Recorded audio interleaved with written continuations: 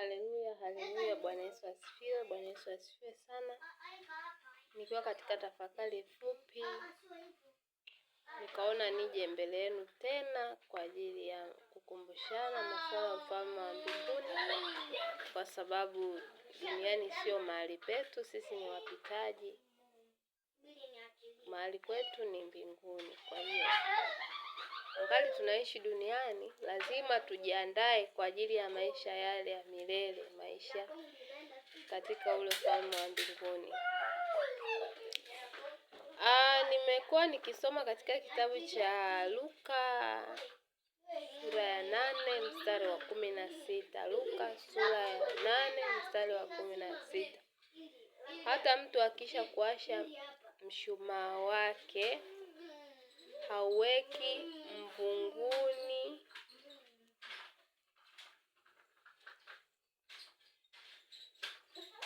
ili ukazima, bali uweka katika kiago, ili kila anayeingia apate kutazama mwanga wake. Bwana Yesu asifiwe. Roho Mtakatifu aliachilia hilo neno kwangu siku ya Jumapili, na nilikuwa nikiutafakari sana huo mstari. Nikaja nikagundua ni kwamba Roho Mtakatifu alikuwa anajaribu kunikumbusha kwamba tunapoamua kuwasha taa zetu au mishumaa yetu, hatazamii kuona kwamba ile mishumaa tuliyoiwasha tukaiweka tena tukaiweka mvunguni au tukaificha. Lakini anatazamia kwamba zile taa zetu lazima tuziweke mahali ambapo pana giza, na kila anayeingia katika lile giza aweze kutazama ule mwanga. Sasa nikawa na tafakari fupi, nasema kumbe nuru au taa ambayo Dr. Luka alikuwa anaizungumzia katika kile kitabu cha Luka, iliyokuwa inazungumziwa ni taa au ni nuru au ni wokovu. Ukishaupokea ule wokovu, haimaanishi kwamba ule wokovu ni wa kwako binafsi. Umepokea wokovu, manake tayari umeipata nuru. Na tukumbuke kwamba wokovu unakuja kwa njia ya Yesu, ulikuja kwa njia ya Yesu Kristo. Kwa hiyo kwa namna nyingine tunasema kwamba wokovu ni kumpata Yesu Kristo. Na Yesu Kristo ndiye nuru. Ndiye nuru ya ulimwengu. Kwa hiyo tunapopata ile nuru au tunapoamua kuokoka au tunapoamua kumpokea Yesu Kristo kuwa Bwana na Mwokozi wa maisha yetu, hatazamii au Mungu hatazamii kuficha ule wokovu wetu tulionao. Anachotazamia Mungu ni kuweka mahali palipo na giza. Yaani ule wokovu wetu unatakiwa uangaze mahali palipo na giza. Giza ni nini? Giza ambalo limezungumziwa katika hiki kitabu ni dhambi. Atazamii Yesu Kristo baada ya kuingia katika maisha yako, hatazamii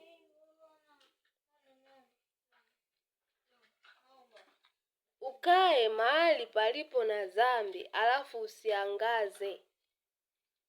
Yaani anatazamia kwamba uangaze ili wale ambao wako gizani, wale ambao bado hawajaipata hiyo nuru, wapate kupata mwangaza kutoka kwako. Yaani kwa namna nyingine uwe kielelezo kwa wale ambao bado hawajaamua kukabidhi maisha yao kwa Yesu. Ndio maana ukitafakari huu mstari, asema kwamba mtu akishakwisha kuwasha taa, haiweki mvunguni, lakini anaiweka kwenye kiago, ili kila ingia apate kuona mwangaza. Kwa kila mtu ambaye anakutazama wewe, ambaye kila mtu anatakiwa anapokutazama aone nuru, aone wokovu ndani yako, aone matendo ambayo yanawakilisha nuru. Sio wewe uliyepokea nuru au wewe uliyeamua kuwasha taa yako ya wokovu tena ukaizima. Na wokovu sio wako binafsi. Tumeopoa wokovu kwa ajili ya watu wengine. Wengine katika familia zetu tumeokoka sisi tu wenyewe. Kwa kupitia sisi, sisi tayari tushawasha taa. Maanake kupitia sisi wale ambao bado hawajapokea ile neema ya wokovu wanatazamia wapate mwanga, waone, wapate mwanga ili waweze kuingia ndani. Kwa maana nyingine, maisha yako unayoishi baada ya kupokea nuru yanatakiwa yawe chachu au yawe ni kisababishi kwa wale ambao bado hawajaingia katika ile nuru, waweze kuona mwanga, waweze kuona matendo mema, waweze kuona tabia njema, waweze kuona matendo ya nuruni.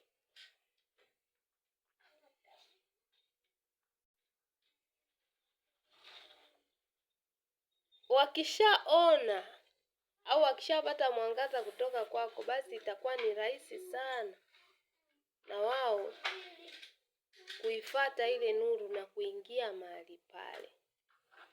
Sasa imekuwa ni jambo la kushangaza sana. Haijulikani mtu aliokoka na mtu ambaye bado aliamua kukabidhi maisha yake kwa Yesu, kwa sababu katika dunia sasa hivi kila mtu kimuuliza, wewe umeokoka? Mimi nimeokoka, tena nimejazwa na Roho Mtakatifu. Lakini neno la Mungu linasema kwamba utamtambuaje mtu aliokoka? Si kwa maneno anayoongea, si kwa vifungu vya mistari anayoitaja, lakini matendo yake. Je, yanawakilisha nuru? Je, tukitazama matendo yake tunaona nuru kutoka kwake? Au matendo yake yana reflect uwepo wa Mungu? Kwa sababu imekuwa ni jambo la kushangaza sana. Wako Wakristo wengi makanisani na wanajiita ni walokole, lakini matendo yao hayaendani na ulokole, hayana nuru. Ndio maana tumekuwa na Ukristo au ulokole wa kileo. Mtu anajiita mlokole lakini bado anaenda klabu. Mtu anajiita ameokoka lakini bado anatenda matendo ya dhambi. Mtu anajiita ni mlokole lakini bado ana maisha ya kuigiza.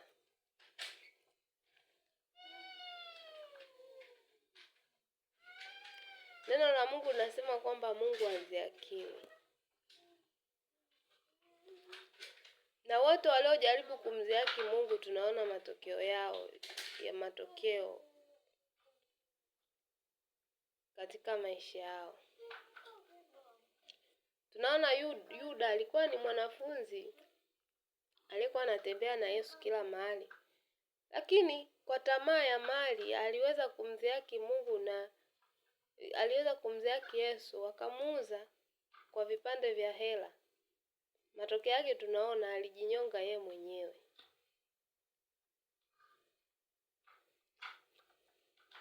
Wako wengi, sio tu Yuda, wako wengi.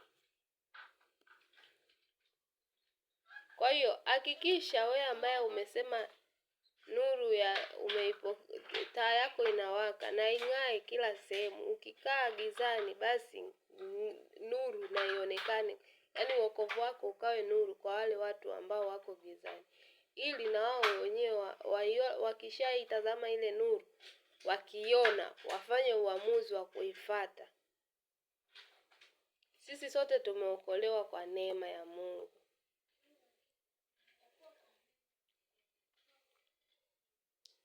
Lakini neno la Mungu hilo hilo linasema kwamba sisi tu chumvi ya ulimwengu. Kwa hiyo tunatakiwa tulete ladha kwa wale watu ambao bado hawajaamua kukabidhi maisha yao kwa Yesu, kupitia matendo yetu mema, kupitia shuhuda zenye kujenga, kupitia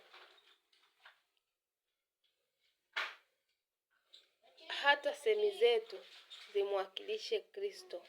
Mungu awabariki sana.